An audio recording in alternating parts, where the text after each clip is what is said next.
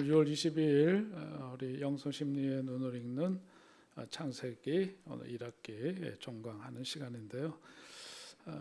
23장 우리 지난번에 좀 애매하게 조금 들어가다 말하는 성경 말씀 같이 한번 좀 읽을까요? 23장 이야기죠. 아브라함이 막벨라 굴을 사서 자신의 아내 사라를 장사 지낸 이야기. 성경 창세기 23장 1절부터 마지막까지 한번 쭉 함께 읽도록 하겠습니다.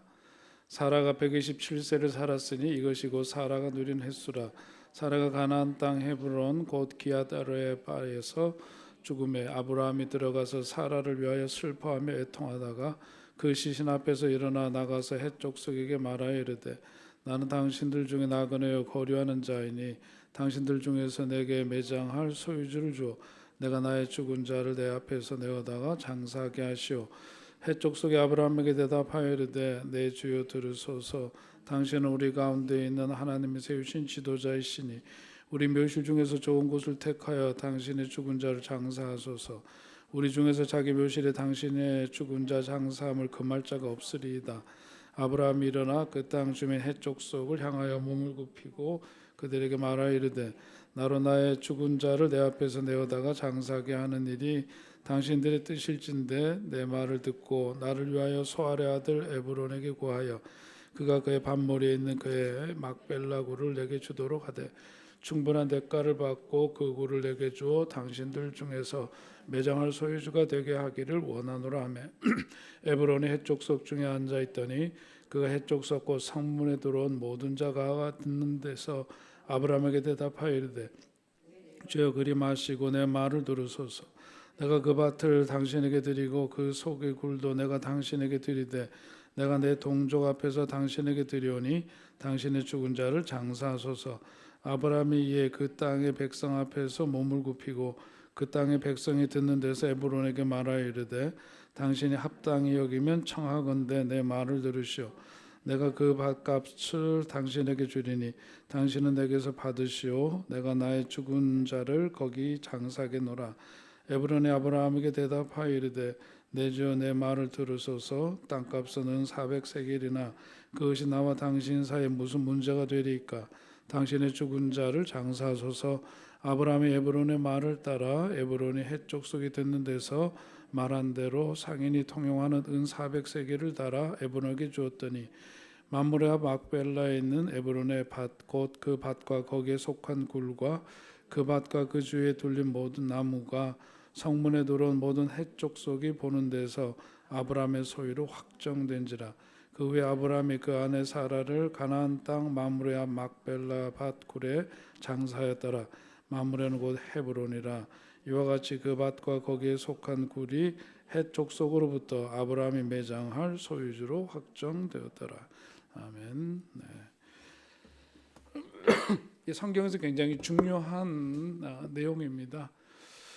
아브라함 족장 시대에서 이제 아브라함으로부터 하나님께서 이제 쭉 당신의 택한 백성을 통해서 이제 그 역사를 이루어 가시는데 아브라함에게 처음 하셨던 약속이 창세기 12장에서 우리가 앞서 보았던 것처럼 이제 내가 너를 택해서 앞으로 이제 나아갈 바를 말할 터인데 그렇게 가면 내가 너로 복의 근원이 되게 하고 그래서 너로 인해서 모든 그 정말 하늘의 별처럼 바다의 모래처럼 많은 그 백성들이 세워지는 역사가 있게 될 거다. 근데 그동안 역사가 쭉 이어져 왔는데 하나님의 약속은 있으셨지만 그러려면 뭐가 돼? 민족을 이루려면 뭐가 있어야 돼요? 사람이 있어야 되고 땅이 있어야 되죠, 그죠? 그런데 아브라함은 이제까지 그 소유도 꽤 많이 있었고 뭐 그랬지만 한마디로 말하면 뭡니까? 정착민이 아니라 유목 떠돌이에요, 떠돌이. 사실은 아브라함은 떠돌이고 나그네입니다. 그런데 하나님의 약속은 분명히 있었고, 그런데 하나님의 약속이 그렇게 분명함에도 불구하고 일단은 자손이 태어나야 되는데 자손 태어나는 데만도 25년이 걸렸고 또 이런 세월이 지나면서도 한 번도 자기 땅을 어디에 정착해서 살기는 했지만 그것이 자기가 소유하지는 못했던 거죠. 그러니까 오늘 이제 뭐냐면 아내가 죽고 아내가 몇 살에? 120? 7세에 이제 숨지고 난 다음에 그 장사를 지내는데 떠돌이니까 어디다 이제 그 고대 사회니까 어디서 이제 장사를 아무데나 지낼 수는 있겠지만 아무데나 하지 않고 막벨라 굴을 사서 거기는 이제 매장을 할 때 그 이제 굴에다가 하니까 이제 그 굴을 사는 거죠. 그래서 그 지역을 사니까 그 막벨라 굴 인근을 사니까 그것이 그냥 거저 가져도 된다. 아무 써도 상관이 없다. 그렇게 말하는데도 굳이 그것을 돈을 400세겔이나 주고 그걸 소유하게 되죠. 근데 그 지명이 뭐래요? 막벨라 굴에 있는 그곳이 헤브론이라 그러죠. 그러니까 신앙적으로 거기가 중심지가 되는 거예요. 그래서 하나님의 약속이 성취가 되면서 구체적으로 그 약속이 이렇게 땅을 아브라함이 소유하게 되고 그것이 앞으로 이제 민족이 세워지고 형성되고 발전해 나가는 데 있어서 중심지가 이제 거기에 되는 거죠. 이제 그런 점에서 굉장히 의미 있고 중요한 이제 부분인데 전통적인 해석에서 보는 여러 가지 점에 대해서는 지난 시간에 우리 잠깐 말씀을 언급했기 때문에 전통적인 해석에 대한 거는 넘어가고 오늘 여기서 이제 주목하게 되는 것은 뭐냐면 이 헷 족속이라 그랬는데 그에게 우리가 좀 우리 안 사람이 죽어서 장사 지내야 되는데 어디 그 땅 좀 사겠다 그랬더니 이제 굴을 그냥 마음대로 쓰라 그랬는데 거기서 부르는 호칭을 보니까 그들이 뭐라고 불러요? 아브라함을 나의 주라고 부르죠. 주. 술주자 아닙니다. 주라고 부르잖아요. 이 썰렁한 농담을 왜 자꾸 나오는지 몰라 진짜. 주인데 그 여호와 하나님 할 때에 주를 뭐라 그래요? 아도나이라 그러죠. 네? 아도나이라고 하는데 여기서 말하는 거는 이제 아돈이라고 하는 말에서 나온 그 말인데 여기에서 나의 주라고 하는데 보니까 아도니라고 하는 단어를 쓰고 있다란 말이에요. 그러니까 이거는 여호와 하나님을 지칭하는 그런 언어는 아닌데 이 아도니라고 하는 그 말 자체가 뭐냐면은 거기 사람들로부터 존경을 받는 굉장히 영예로운 사람을 지칭할 때 쓰는 언어가 아돈입니다. 그러니까 아브라함이 헷 족속을 하고 이제 그 땅 문제 가지고 얘기를 하는데 아브라함에 대해서 그들이 표현하는 그 표현이 아도니, 굉장히 존중하는 언어. 그러니까 우리 말로 또 다르게 보면 귀인이라는 얘기죠. 그들이 그 아브라함이 그 족속의 무슨 통치자도 아니고 그러지만 거의 왕에 가까운 그런 언어로 그를 극존칭하면서 대하고 있다. 그리고 우리 거지만 당신 마음대로 써요 이렇게 얘기하는 거란 말이죠. 그러니까 이게 이제 뭐냐 이게 도대체 이제 이거를 이제 보는 거죠. 영성 심리의 눈으로 이제 그런 부분들을 어떻게 이제 해석을 할 거냐 하는 건데. 당신은 우리들이 제후가 되고 그런 우리에게 있어서는 참 당신은 귀인입니다. 귀한 분이십니다. 이런 것 자체는 그들이 보기에 아브라함이 결코 가볍게 여길 수 있는 사람이 아니었다. 가볍게 여길 수 있는 사람이 아니었던 정도를 넘어서서 그들이 보기에는 대단히 훌륭하고 정말 자기네들을 마치 통치할 수 있는 그런 위엄을 갖춘 그런 참 아주 대단한 사람으로 그를 여겼다라고 하는 것이죠. 그래서 우리가 이제 주목하게 되는 것은 왜 낯선 그들이 아브라함을 대하면서 왜 이런 아돈이라고 하는 그런 표현을 하면서 그를 정중하게 대하고 자기네가 소유하고 있는 것마저도 마음대로 쓸 수 있도록 허용했을까? 이제 그게 이제 우리들의 관심사인데 그게 뭐냐? 우리 사람을 이렇게 대해 보면은요, 어떤 사람들은 그냥 조금 말 몇 마디만 나눠봐도 어떤 정도인지 조금 이렇게 감이 오잖아요. 좀 가볍게 보이는 사람도 있고, 어떤 분은 뭔가 좀 뭐 해 보이는데 있어 보인다고? 뭐가 있어 보인대요?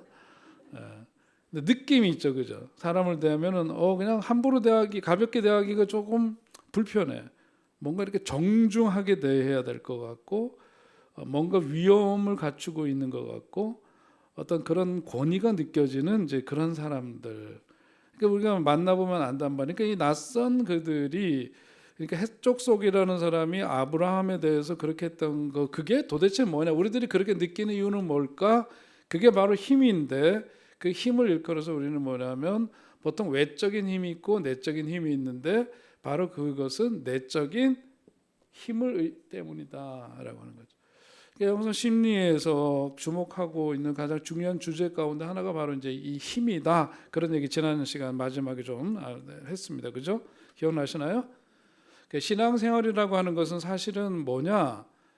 우리가 누구인지를 깨닫게 되잖아요. 주님을 만나면 우리는 우리 자신에 대해서 여러 가지 왜곡된 자화상을 갖고 있기도 하고 병약한 자화상을 갖고 그랬는데 예수님 만나니까 내가 하나님의 자녀고 내 자신의 정체성을 이 신앙생활을 하면서 확인하게 되니까 내 아버지가 누구래?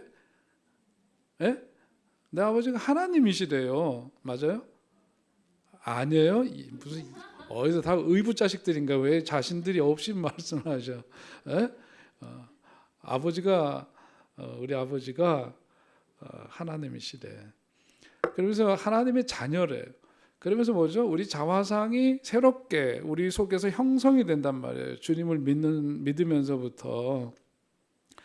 자, 그러면 어떻게 되죠? 우리 아버지가 그런 분이시되 내 주님, 보이지 않는 그 주님이 내 삶 속에 항상 함께 또한 계신데 이런 것들이 다 뭐냐면 우리의 자화상을 더 건강하게 힘있게 만들어준단 말이에요.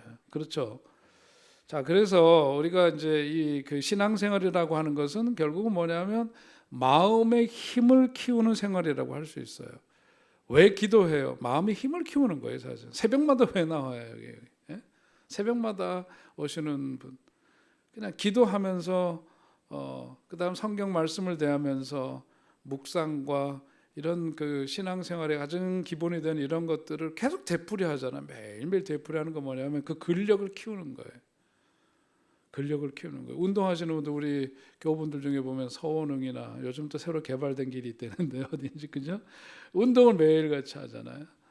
그것은 뭐냐면 항상 자기 건강, 근력을 이렇게 계속해서 유지시켜 나가고 강하게 그것을 단련시켜 나가는 과정인데 신앙생활이라는 것도 결국은 뭐냐면 우리 내면의 그 마음의 힘을 키우는 생활, 이것이 신앙생활이라고 할 수 있는 거죠. 몸에 힘이 있어야 뭔가를 합니다. 그죠? 뭘 하고 싶어도 몸에 기운이 없으면은 할 수가 없죠. 마찬가지로 우리도 그 내면의 힘을 키워야 되고 아브라함은 그런 점에서 사람들이 보기에 마음의 힘이 있는 사람이었어요. 그러니까 함부로 범접할 수 없고 그를 귀하게 대하게 되었다 하는 그런 말씀이죠. 내 마음의 힘이 어느 정도인가 그러면 그것을 가늠할 수 있는 건 뭘까? 어떤 기준이 그럴 수 있을까? 내 마음의 힘이 어느 정도인지를 알 수 있는 가장 간단한 방법은 뭐냐면 나를 다른 사람들로부터 내가 다른 사람들로부터 싫은 소리를 들었을 때, 다른 사람들로부터 싫은 소리를 들었을 때 내 마음이 어떻게 움직이는가? 내 마음이 다른 사람들로부터 싫은 소리를 들었을 때 어떻게 움직이는가? 그것을 보면 내 마음의 힘이 강하냐, 약하냐 이것을 가늠할 수 있다. 어떨까요? 다른 사람이 나에 대해서 못되게 얘기를 하고 안 좋은 얘기를 했다. 그랬을 때 마음이 뭐가 돼? 그 마음이 그 말을 듣는 순간 막 무너지는 것 같아 자기가. 그리고 어쩔 줄을 몰라. 그러면 그 뭐예요? 내면의 힘이 이만큼 뭐하다? 약하다. 흥, 치뽕 이런 거. 이거는 뭐야? 강하다 이런 거. 그랬어? 그럼 왜 돌았나? 그게 왜 그래? 무슨 근거도 없이 왜 그런 소리를 하고 자빠졌대? 이렇게. 네? 성경 씨가 너무 원색적인가요? 근데 우리 보통 그렇게 얘기하잖아요, 그죠? 친 X 뭐 이러면서 왜 그런데 돌았나? 이거 그걸 한마디로 뭐 한다? 개무시라고 요즘 전문 용어입니다. 이런 건 개무시 이렇게. 뭐냐면 내면의 힘이 강할 때는 그 무시돼. 별로 영향을 자기한테 못 줘요. 그러면 내면의 힘이 강한가 약한가는 바로 그렇게 타자로부터 내가 싫은 소리를 들었을 때에 나타나는 그 마음의 움직임, 그걸 갖고 가늠하는 것이다. 근데 가장 힘이 없는 상태를 그래서 일컬을 때 그거 뭐냐면 누군가 그 얘기를 듣는 순간 뭐냐 마음이 무너진다는 건 뭐냐면 나는 왜 그러지? 나는 왜 그럴까? 뭐 이러면서 자기를 탓하고 아휴, 따지고 보면 나도 그런 말 들어도 이러면은 그거는 이제 뭐냐면 가장 약한 상태죠. 그런 가장 약한 상태인데 이렇게 보통 이제 이런 모습을 드러내는 사람들을 쉽게 우리가 우리 언어 말고 전문 용어로 징징이라고 이렇게 얘기를 할 수 있어요. 징징징거리는 사람들 있죠. 말을 들으면 이런 사람들 얘기 계속 듣고 있으면 기분이 좋아져요, 안 좋아져요? 좀 짜증 나죠, 그죠? 계속 들으면 항상 보면은 구준 날씨 같이 자기 자신에 대해서 항상 그 왜 자꾸 그런 것을 그렇게 그런 반응을 보느냐? 마음의 힘이 너무 약하기 때문에 그렇다. 이거는 뭐냐면 어떤 그런 싫은 소리를 들었을 때 그걸 통해서 무슨 반성을 하는 것도 아니고 자학의 일종인 거죠. 어떤 얘기를 들어서 자기를 성찰한다. 이건 건강한 거죠. 그런 일이 있어서 나도 의식 못했는데 왜 그랬을까? 이렇게 생각해보고 그것을 이렇게 객관화해서 보려고 하는 것은 마음이 건강한 사람은 가능한 일이지만 그것에 의해서 자기 자신에 대해서 일종의 좀 극단적으로 얘기하면 자학적으로 그 자기 자신에 대해서 그런 싫은 소리에 대한 반응을 보인다. 그러면 마음의 힘이 약하기 때문이다. 그렇게 규정하면 틀리지 않습니다. 두 번째, 마음이 약한 사람들에게서 나타나는 것은 뭐냐면 누군가에게 싫은 소리를 들었어요. 그러면 지금 속이 지금 편치 않잖아요. 그래서 어떻게 나타나요? 애꿎은 사람에게 화풀이를 해요. 애꿎은 사람에게 화를 해요. 애꿎은 사람이 대개는 누구죠? 자기랑 가까우면서 약자죠. 아내에게 있어서 약자는 누구? 왜 웃어요? 답을 해야지. 남편이라고 왜 말을 못해요? 어디다가 그 얘기를 할까요? 그러니까 애꿎게 여기서 지금 누구한테 A라는 사람한테 이야기를 듣고 기분이 상했는데 어떻게 할 줄은 모르네요. 그 다음에 뭐냐면 남편한테 굉장히 신경질 내든가 그 다음에 애들이 꼴 보기 싫어지네. 텔레비 보는데 그 그냥 그 보통 때는 지나쳤던 게 마음이 옹색해지니까 거기다가 또 화풀이를 내. 그보다 더한 제 밑은 누구예요? 강아지 새끼한테 이제 이놈의 새끼 아무데나 오줌 싸고 그런다고 그냥 보통 때는 어이구 오줌 쌌죠 뭐 이제 이러고 그러다가 이제 신경질 나면 막 개한테 화풀이하고 그러죠. 다 이런 게 이제 마음이 약한 사람에게서 볼 수 있는 한 모습이다. 건강하지 못한 거죠. 건강한 상태의 사람은 싫은 소리를 들었다. 어떻게 할까요? 그 이야기를 한번 화가 나지만은 탐색을 하는 과정을 거치죠. 그래? 내가 생각 못했는데 왜 그랬을까? 생각하죠. 탐색하고 그런 시간을 갖죠. 아주 건강한 단계에서는 뭐냐면은 그런 싫은 소리를 한 사람을 마주하죠. 그리고 듣죠, 이야기를. 근데 그 들을 때 뭐냐면 어떤 자책을 자기 자신에 대한 자책도 하지 않고 상대방이 이야기하는 것에 대해서 동조도 하지 않고 그래서 있는 그대로 이렇게 들을 수 있는 거. 그 뭐냐? 요게 힘이 있는 사람은 그게 가능한. 네? 아시겠죠? 아이고. 본인들 생각하느냐고 그러시는 거죠, 지금. 예. 건강한 상태는 그렇다. 마음의 흔들림이나 분노가 일어나지 않아야 해요. 네? 그런 상태 속에서 그 사람과 마주했을 때 감정적으로 막 이렇게 흔들리거나 분노나 이런 것들이 자기 자신을 지배하지 않는 상태에서 마주할 수 있어요. 드러나 보자. 듣고 보는 거죠. 얘기하면서 편 들어주면 안 되고 그쪽. 그럼 그게 요쪽으로 가는 거고 또 그 반대로 돼도 안 되고 그렇죠. 자, 이 단계에 이르러야 이런 게 이제 마음이 힘이 있는 사람의 모습이고 그것이 아주 건강한 모습이라고 얘기할 수 있는데 그러면 그런 건강한 모습에 이르려면 어떻게 해야 되느냐? 그래서 뭐가 필요해? 훈련이 필요해. 영성 훈련이 그래서 필요한 거예요. 우리는 사실 평생 배우고 훈련하고 이런 과정을 통해서 칼 융도 이제 그 개성화에 대한 얘기 있다가 이제 하려고 하는데요. 뭐냐면 전인격적으로 우리는 쭉 그 웨슬리 목사님이 얘기한 것도 마찬가지고 우리가 처음에 이제 죄인, 그 의인화된 거, 의인의 단계에서 성화의 과정에서 어떻게 영화의 과정을 하는 게 전 인생 완전에 이르도록 쭉 그 여정이 지속적으로 가는 거예요. 마찬가지로 이런 것도 뭐냐면 지금 제가 이렇게 얘기하는 것은 뭐냐면 항상 개념화해서 말씀을 드리는 거지 여기에 완전하게 이른 사람이 있겠어요? 이런 지경에 이르렀을 때가 있을 수 있다. 그게 신학 용어로 보자면 그게 퍼펙션, 완전 성화에 이른 거고, 그런데 대개는 그때는 언제? 죽는 순간에 그럴 수 있고. 그러니까 우리는 항상 뭐라 그러냐면 저는 이제 신학 용어 중에서 게 도상, on the road, 어떤 도상이 있다. 우리는 순례자로서의 그 영적인 순례자로서 그 도상에 있는 사람으로서 우리 자신을 인식할 필요가 있어요. 왜냐하면 이런 기준으로 항상 자기를 제어하면 또 안 되죠. 맨날 또 여기에 또 처져 있으면 안 되고 나는 이 도상에 있다. 그래서 항상 우리는 공사 중이다. 우리 자신을 계속해서 발전시키고 훈련시키고 그래서 영성 훈련이 필요한데 그 영성 훈련하는 게 뭐냐면 자기 마음을 이해하는 훈련이죠. 자기 마음과 같이 해주는 훈련. 끊임없이 하나님과 자기 자신 그리고 타인과 대화를 하면서 자기 자신의 마음을 이해하고 그래서 붙돋워서 더욱더 성숙한 삶으로 이 행이 내 삶 속에서 이루어지면서 여기로 가는 거죠. 그러니까 우리는 과정 속에 있어요. 그렇게 이해를 해야 합니다.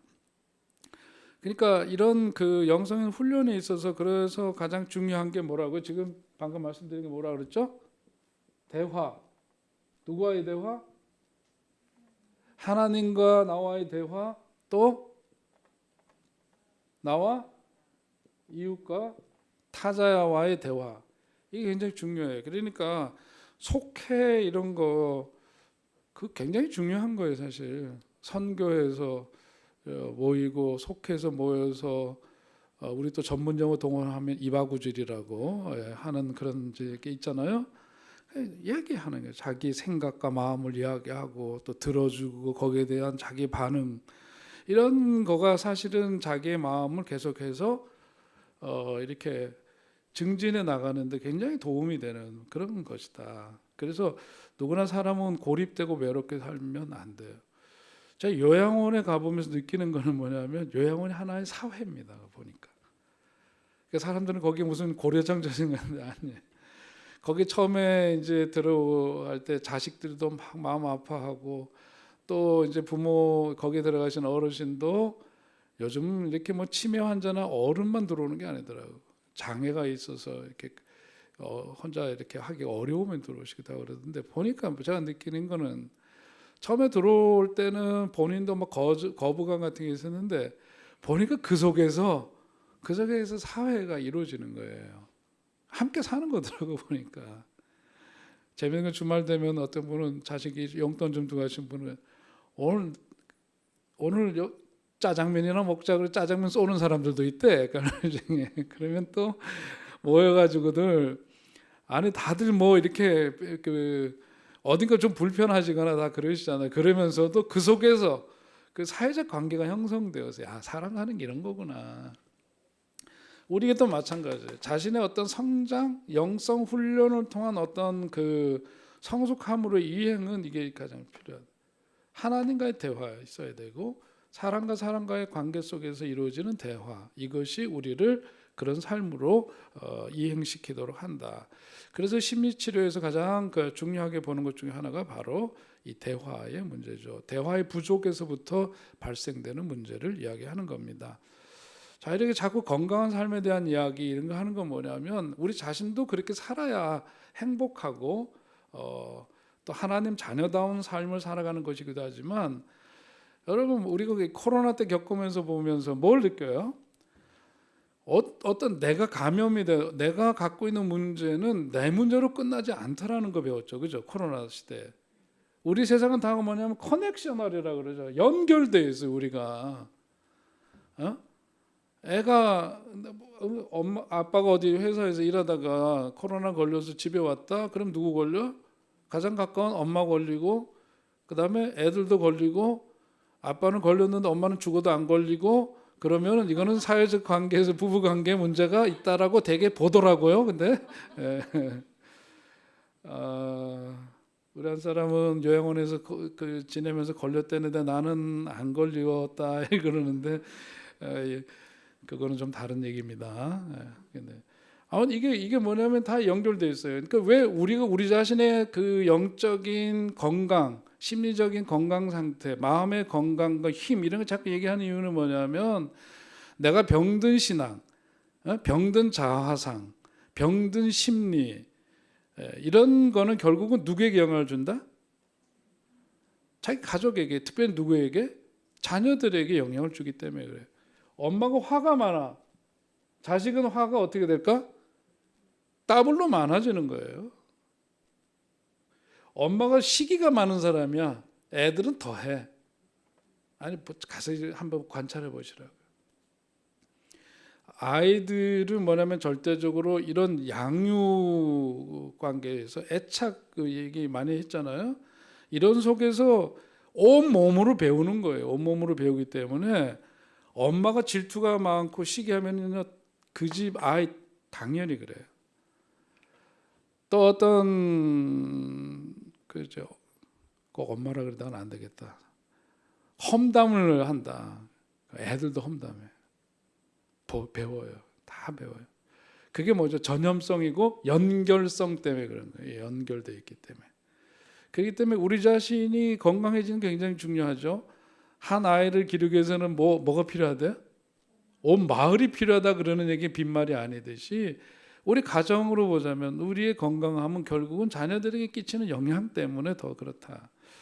자, 그래서 우리가 마음의 힘을 길러야 되고 그래야 되는데 마음의 힘이 약한 사람들, 마음의 힘이 약하면 자, 그거는 거꾸로 우리가 쉽게 이해를 하려면 육체적으로 힘이 약한 사람들은 어떤가요? 뭘 하고 싶어도 할 수가 없죠. 뭘 하고 싶어도 못하니까 어떤 마음이 생겨요? 남들은 다 하는데 난 못해. 그럼 무슨 마음 들어요? 짜증나고 무기력해지고 그렇죠. 육체적으로 연약해서 그것을 발휘하지 못하면 그런 삶이 돼요. 마찬가지로 마음의 힘이 떨어지면 심리적으로 여러 가지 현상들이 나오는데 그게 뭐냐면 지난 시간에 끝에 건너뛰어서 말씀드렸던 거죠. 어떤 현상이 생기는데요? 마음의 힘이 떨어지면 싫은 사람들이 많이 생긴다. 근데 그 싫은 사람이 누구냐? 얼마나 많은가도 중요하지만 결국은 싫다 누구까지 싫어진대? 자기까지 싫어진다는 거죠. 네? 자기까지. 마음의 힘이 약한 사람은 그래서 뭐를 안 본대? 거울을 안 봐. 거울을 안 봐요. 그러니까 나도 싫고 너도 싫고 다 싫어. 그러면 마음의 힘이 제일 약할 때를 의미하고 거꾸로 마음의 힘이 강한 사람은 제일 싫은 사람과 밥을 먹어보면 아는데 그 마음의 힘이 약한 사람은 자기가 싫어하는 사람하고 밥을 먹으면 어떻다 그랬어요? 체한다 그랬어요. 안 체하면 난 아직도 그래도 괜찮구나 이렇게 생각하셔도 돼요. 책기가 있다는 거 그냥 생기는 게 아니에요. 우리 몸의 변화는. 장세호 목사님 지금 허리 아파서 디스크가 이렇게 터졌나 봐요. 그래서 이제 잘 치료받고 그래도 수술하기는 뭐 그렇고 그래서 하는데 제가 보기에는 뭔가 스트레스가 많은 거예요. 그러니까 몸의 자세와 균형도 그런 데서 오는 것일 수도 있고 그러지만은 우리 몸에서 나타나는 현상은 제가 보기에는 항상 심리와 관계돼 있어요. 저도 이렇게 귀 먹었다 그러기는 좀 자존심 상하고 뭐라 그래야 되지? 청력이 약한. 근데 이게 뭐 수술 받고 이런 과정들 쭉 보면서 제가 느낀 거는 그거예요. 몸의 변화는 심리의 상태와 아주 직결돼 있어요, 사실. 그러니까 어디가 아플 때는 아픈 부분을 치료하기 위해서 한의원만 열심히 다니지 말고 뭘 살펴야 돼? 자기 탐색을 해야 돼. 내 마음에 어떤 부분이 문제일까? 그 우리 주변에도 이렇게 보면은요, 몸이 자주 아픈 사람들의 어떤 그 행동 습관이 보여요. 가만히 있지를 못하는 거. 이런 게 다 뭐냐면 불안 심리거든요. 그러면은 아파요. 사람이 좀 어떻게 되느냐면 호흡이 길어야 돼. 느긋 좀 하고 릴렉스하고 좀 걸음도 종종 걸음으로 걷지 말고 이렇게 그냥 보통 걸음으로 걸어야 돼. 그렇다고 뭐 이러고 걸란 얘기는 아니고 근데 그런 게 다 뭐냐면 마음의 상태와 다 연결돼 있고 그게 이제 어느 순간에 터지죠. 우리가 물이 100도에서 끓는 그 티핑 포인트, 임계점이 있듯이 우리의 몸이 어떤 부분까지는 견디다 이런 육신은 금방 반응을 하지만 마음의 근육은 늦게 반응하거든요. 참다 그러다가 이제 어느 순간에 팡 터지는 거죠. 그런데 문제는 뭐냐면 이 피지컬하게 이렇게 몸이 아픈 거는요, 그냥 빨리 아까전께 바르고, 아까전께 아니고 뭐 하여튼 약 바르고 막 이렇게 하면은 이렇게 회복이 되고 그러지만 마음은 오래 걸려요. 그래서 얘가 이 마음의 근육이 터지기까지 그까지 걸렸던 시간만큼 사실은 엄밀히 보면 그만큼의 시간이 필요한 거죠. 그래서 제가 항상 그 얘기했던 거 있잖아요. 예? 적분 공식 생각나죠? fx dx 해가지고 했던 거 이만큼의 세월 동안 형성된 거기 때문에 사실 그 문제가 원죄를 찾으려면은 그만한 세월이 시간이 필요한데 그렇다고 해서 완전히 돌아갈 수는 사실은 없지. 그러니까 그런 원리를 우리가 생각을 하면서 생활을 해야 하는데 자, 마음의 힘을 키우기 위해서는 어떻게 해야 되느냐? 첫째는 뭐냐면 자기 삶을 살아야 한다 하는 거예요. 자기 삶을 살아야 한다. 마음의 힘을 키우기 위한 첫 번째입니다. 나 자신이 되어야 하고 내 삶을 내가 살아야 한다. 이게 이제 칼 융이 얘기했던 거랑 연결시켜 보면은 그게 바로 이제 개성화라고 하는 건데요. 개성화라고 하는 거는 지난 시간에도 잠깐 얼마 전에 언급한 적이 있는데 individuation, individual 하면 개인이죠, 그죠? 개인을 얘기해 individuation 이건 개성화라고 얘기를 하는데 사실 좀 어려운 얘기긴 해요. 이건 다 설명하려면 시간도 많이 걸리고 그러는데 이걸 짧게 얘기하자면은 사람을 보면 누구 보면 저 사람 참 개성 있다 그런 얘기 하죠, 그죠? 그거 뭐냐면 그 사람이 갖고 있는 우리들의 심리나 이런 것들이 사실 이렇게 파편화되어 있는데 이런 것들이 뭐냐면 통합을 이루어서 그것이 전체화된다고 얘기를 해요. 전체화. 그러니까 이게 심리적인 통합을 이루어서 전체화돼서 그 사람 나름대로의 어떤 색깔을 갖게 되는 거죠. 그것이 이제 개성화라고 얘기할 수 있는데, 그러니까 뭐냐면 나는 나로 살아야 되는데 우리가 어렸을 때 엄마나 아빠에 의해서 그 힘센 엄마 아빠, 그러니까 여러 가지로 정신적으로 생활 속에서 지배적인 이런 하면은 자라서도 뭐냐면 거기서 벗어나지 못하죠. 그러면 나의 개성 이런 것은 다 그 묵살되고 뭐냐면 예를 들면 엄마가 바라는 내가 되어서 살아갈 수 있죠. 그죠? 아버지가 원하는 내가 되어서 살아. 제가 알고 있는 분 중 가운데 아마 그 이름 되면 알만한 굉장히 유명한 변호사분이 계신데요. 그분이 그런 얘기를 하면서 깜짝 놀랐어요. 그분이 이제 은퇴를 남들보다 좀 일찍 하셨는데 좀 마음이 좀 아프더라고 보니까. 어머님이 장로님이시고 참 반듯하시고 믿음이 깊으신 분이었는데 장남이셨어요, 이분은.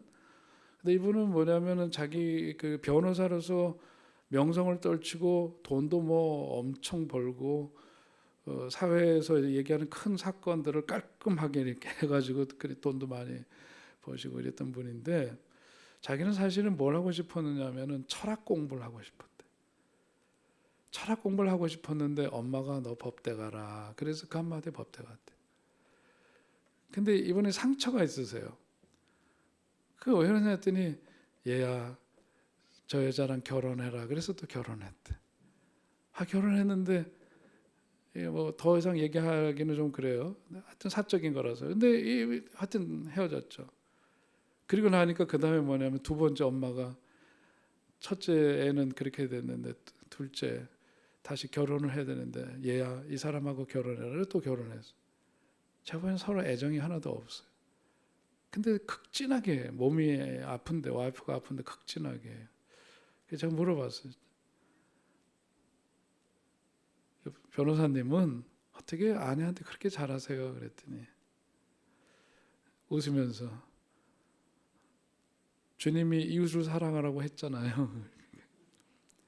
아내도 뭐래? 이웃이래. 이웃을 섬기는 마음으로 섬기는 거야. 근데 그 마음이 되게 아리더구만 보니까. 그러니까 뭐냐면 다른 사람들이 보면 다 부러워하죠. 뭐 없는 게 없으니까 부러워해요. 여러 가지 면에서. 근데 그분은 안타까운 거면 그분은 자기 삶을 내가 보기엔 산 게 아니에요. 어머니도 돌아가시고 형제들 중에서도 앞선이가 있고 자기도 이제는 은퇴를 하고 나서 이제 비로소 뭐냐면 자기가 하고 싶은 공부를 해.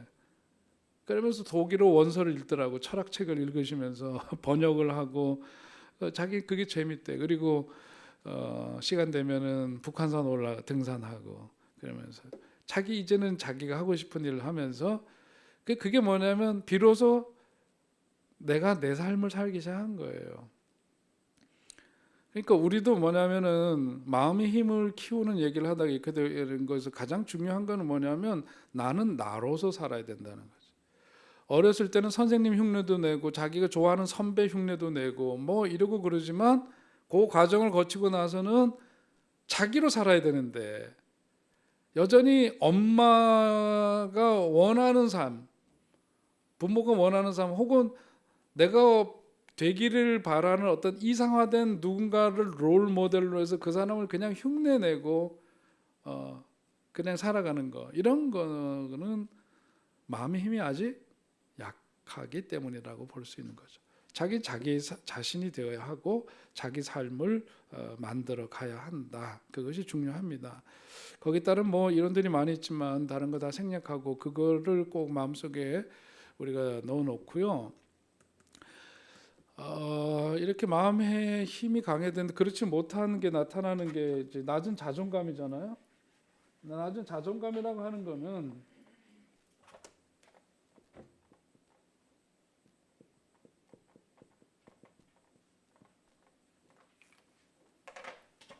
낮은 자존감이라고 하는 것이 왜 생기느냐? 우리들 속에 뭐가 있느냐면은 기본적으로 욕구가 있죠. 그죠? 욕구가 있고 자기가 원하는 바람이 있어요. 이걸 니드라 그러고 자기가 원하는 거, wants. 자, 이것이 있는데 이것에는 항상 욕구와 자기가 바라는 것은 차이가 있단 말이에요. 그렇죠? 그런 거 정도의 차이가 있는데 이 정도를 단계적으로 이렇게 표현해 보면은 뭐가 있느냐면 욕구가 있고 그다음에 중간 이런 게 있고 그다음에 또 하나는 뭐냐면 바람이 있고 이런 게 있죠.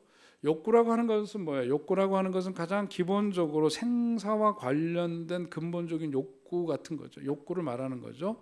예를 들면 음식물, 그다음에 뭐 물 이런 거죠. 섭취가 충족되지 않으면 죽어요. 그래서 이런 건 기본적인 욕구에 해당되는 거고요. 그다음에 중간은 뭐냐면 욕구와 바람 요 가운데 중간 경계선에 있는 거죠. 낮은 자존감을 지닌 사람들이 애로를 가장 겪는 게 바로 요 부분이에요. 요 부분에서 이제 애로를 겪는데 바람이라고 하는 것은 사소한 기분과 관련된 거죠. 생존의 어떤 필수적인 거나 이런 건 아니에요. 단지 안락, 자기가 편안하고 즐거워하고 이런 것을 기여하는 그런 걸 이렇게 바람이라고 얘기를 하는데, 자, 여기서 이제 낮은 자존감을 가진 사람들은 뭐냐면 이 생존의 욕구를 추구하는 것도 굉장히 힘들어한다는 거죠. 낮은 자존감의 사람들은. 자신의 욕구와 다른 욕구의 다른 사람의 욕구, 나의 욕구가 있고 타인의 욕구가 있어. 근데 이것이 서로 만났을 때 이것이 사이에 갈등이 생기면 낮은 자존감은 항상 어느 쪽을 택한다? 이쪽을 택한다 이거죠. 자기 거를 택하는 게 아니라 자신의 것은 포기하고 타인의 어떤 갈등이 생기면 바로 이쪽으로 넘어가요. 그 낮은 자존감 때문에 그런 거죠. 자신의 중요한 욕구를 간과합니다. 단순한 바램으로 혹은 그런 것을 사치스러운 생각으로 간주해버리고 넘어가는 거예요. 낮은 자존감은. 그리고 자신의 중요한 욕구를 간과하죠. 그리고 자신의 것을 항상 희생하고 금욕적이 되려고 합니다. 그게 이제 낮은 자존감의 발로 그렇게 나타나는 거예요. 다른 사람에게 피해를 줄까봐 두려운 나머지 자신의 중요한 정서적, 사회적, 지적, 정신적 욕구를 포기하려고 한다. 낮은 자존감. 또 욕구와 바람 간의 어떤 분리선이라고 하는 건 개인마다 다양한데 어떤 영역에 대한 욕구가 서로 다를 수가 있는 건데요. 이런 점에서 보자면 그래서 힘을 길러야 된다. 보통 사람들 남자들 뭐 스태미나 정력 얘기를 하고 그러는데 사실 그 스태미나라는 게 뭐예요? 힘을 얘기하는 거죠. 어떤 그 피지컬한 체력을 보통 이제 스태미나 뭐 이런 거 그 정력 이런 걸 얘기를 하는데 그 소위 말하면 자기의 힘, 내면 힘 그거를 일컫고 그것을 길러야 되는데 보통 그 힘이라고 하는 것은 여기서 말하는 스태미나는 보통 이제 지구력을 보통 이야기를 하거든요. 이게 어떤 상황에서도 건강하게 할 수 있는 그런 훈련 이런 걸 통해서 이 힘을 길러야 된다. 이 힘을 기르는 데 있어서는 이 세 가지가 있는데 뭘 강화해야 되느냐면은 소위 우리가 어떤 호르몬 관계로 보자면은 부신 피질 기능이 왕성해야 된대요. 그래야 스태미나가 있다라고 얘기를 하는 거예요. 그 힘이 있다고 생각하는 얘기를 하는데 그 어떤 그 부신 피질 그 호르몬이 왕성하게 되려면은 뭐가 있어야 되느냐? 영양 공급이 돼야 되고 훈련이 있어야 되고 기분이 그것을 강화하는데 거기에 중요한 세 가지 요소를 꼽는다면 이 세 가지를 꼽을 수 있다 그러죠. 그래서 그 영양이라고 하는 것은 뭐냐면 배고픈 상태에서 즐겁게 천천히 조금씩 먹는 거 이런 것이 이제 힘을 기르는 스태미나를 강화시키는 데 필요한 거고 또 어떤 훈련이 필요하고 또 기분 그 기분에 의해서 호르몬이나 이런 것들이 나타나는 이제 어떤 이제 그 움직임이 달라지기 때문에 기분이 좋으면 어때? 좋은 결정을 하고 기분이 좋아지면 지는 이제 이런 거를 통해서 결국 좋은 선택을 계속 할 수 있도록 그렇게 해야 된다 그거죠. 그래서 건강한 삶이라고 하는 것이 이제 이런 걸 통해서 그런 힘을 길러야 되는데 자 오늘 이제 얘기하고자 하는 게 이제 저 멀리 갔다 다시 이제 아까 이제 성경 이야기로 돌아와서 보면은요. 아브라함에게 있어서 다른 사람들이 느낄 수 있었던 것은 바로 그 근거가 내면의 힘이 그에게는 강했기 때문이다라고 이제 그런 말씀을 드렸잖아요. 자, 우리가 이제 이런 그 내면의 힘을 기르기 위해서 우리 성장하는 과정 속에서 필요한 게 있어요. 성장하는 과정 속에서 꼭 필요한 게 있다. 그게 뭐냐면 반항이라는 거죠.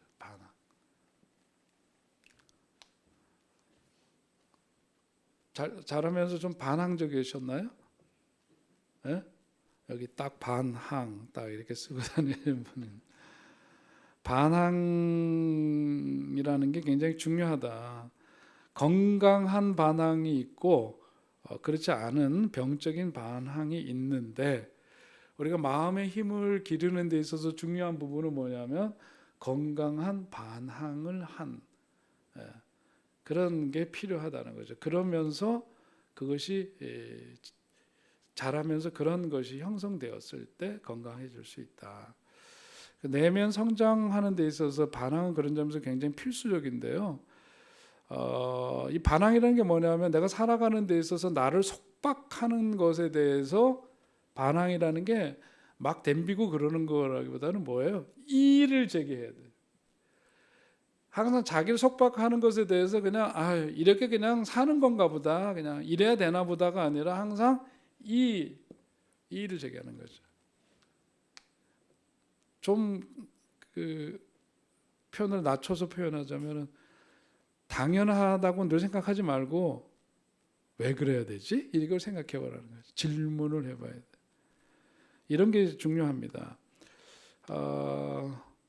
이렇게 질문을 하고 그것에 대해서 이의를 제기하고 그것에 대해서 속박을 거부하고 이런 어떤 그 반항, 이것이 이제 건강한 반항인데, 이러한 건강한 반항을 함으로써 뭐가 키워져요? 마음의 힘이 키워지고 근력이 키워지는 거다고 볼 수 있는 거죠.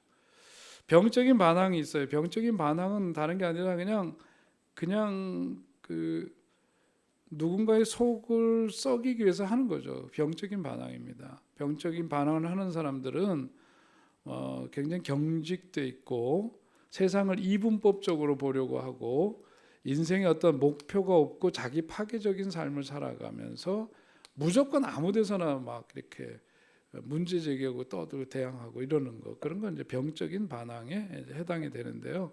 그것은 결국은 자기에게도 남에게도 굉장히 파괴적일 수밖에 없다 하는 겁니다.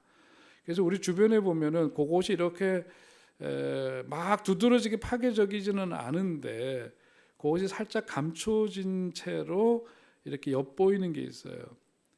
병적인 반항인데 그게 뭐냐면 냉소라는 거죠. 시니컬한. 우리 주변에 그런 사람 있죠? 없어요 주변에? 그 사람 보면 뭔가 항상 좀 시니컬하게 냉소적으로 뭔가를 이렇게 항상 봐요. 그거는 뭐냐면 병적인 반항이 그렇게 나타나는 거죠. 건강한 삶이 아닙니다. 아브라함 같은 경우에 맹목적인 순종만 했다면, 맹목적인 순종을 했다 그러면, 예를 들어서 해족속이 그렇게 얘기했을 때 보니까 사람이 그냥 함부로 대할 수 없는 사람이네. 그리고 뭐 우리 굴 많어. 그 굴 많어. 옛날에 이제 그 근동 지방에서 어떻게 했어요? 매장지가 다 굴이잖아요. 예. 무덤이 다 굴이 있는데 우리 가진 게 무덤밖에 없네. 뭐 이러면서 하나 써 이런 거잖아요. 근데 어떻게 아브라함의 태도가 뭐였죠? 아니야. 그냥 공짜로 주는 거 말고 그냥 내가 돈 주고 살게, 그런 거잖아요. 그냥 쓰시라니까. 뭐 참 대단해 보이시는데 우리 이것도 넉넉하고 당신 같은 사람이면 우리가 줘도 영광이죠. 뭐 이제 이러면서 막 나오는 거예요. 그런데 아브라함의 태도는 거기에 대해서 순종적이지 않다는 거예요.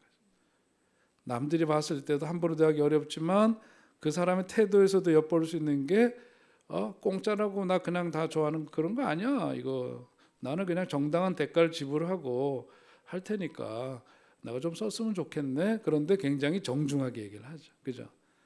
그 사람들로부터 그걸 얻어내야만 하니까 그런 것도 있고, 사실은 이런 일이 전 시간에 잠깐 언급한 대로 토박이들, 그러니까 이게 이제 지금 사회에서도 우리가 그런 섹티즘들이 있잖아요. 교회에서도 오랫동안 이 교회 개척기서부터 이렇게 있고 어려서부터 성장하고 자라서 교회에 익숙한 사람과 나중에 교회 들어온 사람하고의 그 관계 속에서는 약간 뭔가가 이게 정말 교회라고 하는 것이 주님의 몸이라고도 하고 그런 귀한 공동체인데도 그런 걸 느낄 때가 있단 말이에요.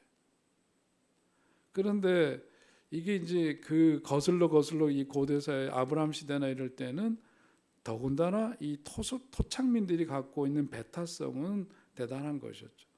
그런데 이제 이렇게 할 수 있었다는 것, 자기 나름대로의 어떤 생각과 의지를 가지고 아브라함은 자기 계획이 있구나, 그죠? 막벨라굴을 이렇게 한 거는 계획이 있기 때문이죠.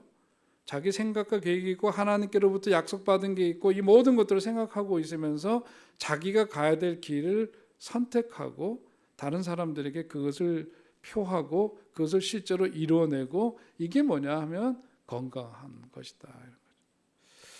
그러니까 존경받는 사람이 될 수 있는 거고 그렇거다. 사람은 누구나 다 에너지라는 게 있어요. 에너지라는 게 있습니다. 사람을 이렇게 만나보면 그 사람에게서 느끼는 어떤 에너지가 있죠. 그 에너지가 서로에게 영향을 줘요. 사람과 사람 사이 어떤 역동성을 갖게 하는 이제 그런 관계 속에서 우리는 에너지를 서로 주고받고 이제 이런 것들이 이루어지는데 이런 점에서 보자면 우리가 이제 아브라함에게서 느끼는 것처럼 그런 것이 상대방에게 영향을 주고 이런 것이 나타나게 되는 거고 우리 자신의 삶도 마찬가지다. 우리가 어떻게 그런 건강한 삶을 살게 되면 내 자신뿐만 아니라 그런 에너지가 서로 더불어 살아가는 이들에게 주고받으면서 그런 영향력 속에 우리가 살아가는 거다. 이런 것을 의식할 필요가 있는 거죠. 이런 내적인 힘을 갖는 데 있어서 굉장히 중요한 영향을 준 게 그러니까 아까 얘기했던 에너지 얘기를 했지만 그 에너지 가장 강한 에너지가 어렸을 때 누구? 그게 주 양육자고 엄마인 거죠. 어린 시절 어머니 역할이 그래서 굉장히 중요하다는 얘기를 수도 없이 강조하는 이유는 바로 거기에 있습니다. 그러니까 자랄 때에 그 부분이 빠져 있는 어머니의 부재, 아버지의 부재보다는 어머니의 부재는 훨씬 더 큰 영향을 끼치게 되죠. 그 부재를 경험한 사람은 그 어머니의 부재로 인해서 그 사랑을 경험하지 못했다는 데서 오는 뭐가 있을까? 공허감을 가지고 살게 돼 있어요. 그런 부분들이 있죠. 그게 뭐냐면 마음의 힘이 그 에너지와 그 힘이 약할 수 있는 조건이 될 수 있는 거죠. 그래서 모성애를 충분히 경험하지 못한 그런 사람 그런 경우들 이런 것이 다 그 영향을 끼친다는 것 그것을 우리가 기억할 필요가 있습니다. 시간이 별로 없어서요. 이 또 한 가지 중요한 게 뭐냐면 자기가 자기 자신의 삶을 살아야 되고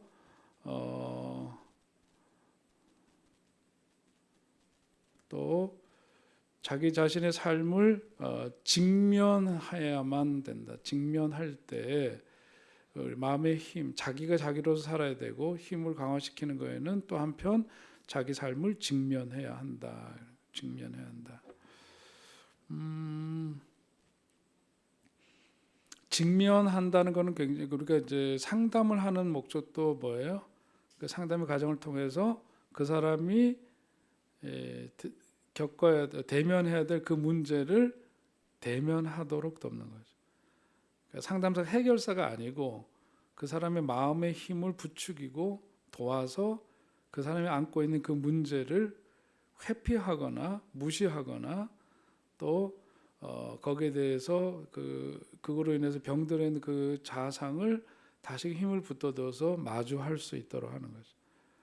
그러니까 그 삶을 직면해야 한다. 결론적인 얘기지만 그렇게 해야만 되죠. 피하지 않고 직면하고 그렇게 했을 때 그 이제 그 마음의 힘이 강한 사람, 마음의 힘이 있는 그런 사람으로 살아가게 되는 거죠. 더 이상 하면은 시간적으로 안 되겠네요. 애매하지만 여기까지 해야 될 것 같은데 저는 또 시간을 잘 지키잖아요. 사실 뭐 그 마음 공부하면서 한 학기 또 보내고 지금 이 창세기 23장까지 오는데 몇 년 걸리긴 했습니다만은 다음 학기에는 그 이삭이 장가가는 이야기 24장서부터 이제 다시 공부하려고 하고 결국은 이런 걸 통해서 우리 자신을 잘 탐색하고 성찰하고 마음의 힘을 길러서 어떻게 살아야 돼요? 즐겁게, 즐겁게, 해피하게. 그래서 내 자신도 해피하고 나랑 함께 사는 사람도 해피하고 그렇게 살아가기 위함인데요. 아무튼 좀 도전이 되거나 또 유익이 되었으면 좋겠다 생각이 들고 질문 없으시죠? 한 학기 또 이번 학기 하면서도 찬양 반주해 주셔서 권사님 감사하고 장 목사님이 늘 보이지 않게 저기서 우리 그 방송 이거 유튜브 녹화하고 올리고 이런 다 하셨는데 병나서 빨리 낫도록 기도해 주시고 장 목사 대타로 요즘 새벽에도 방송실 책임지고 있는데 박미선 집사님 보이지 않는 곳에서 일하고 있습니다. 또 감사드리고 참석하신 여러분들도 감사드리고 여름 건강히 잘 보내시고요. 9월 달에 뵙도록 하겠습니다. 네, 기도하겠습니다. 좋으신 하나님, 또 우리 이번 한 학기 동안도 만남을 통해서 또 새로운 시각으로 말씀을 만나게 하시고 우리 자신을 바라보게 하시고 더욱더 우리가 성숙한 삶을 향해서 한 걸음 한 걸음 또 나아갈 수 있도록 인도해 주시고 붙돋아 주신 것을 감사합니다. 우리의 머릿속에 지식으로만 남지 않게 하시고 우리 한 학기 동안 또 배운 많은 또 이야기들 속에 우리 자신이 더욱더 건강한 삶으로 성장해가고 또 변화되는 그런 은혜를 누리며 살게 하여 주옵소서.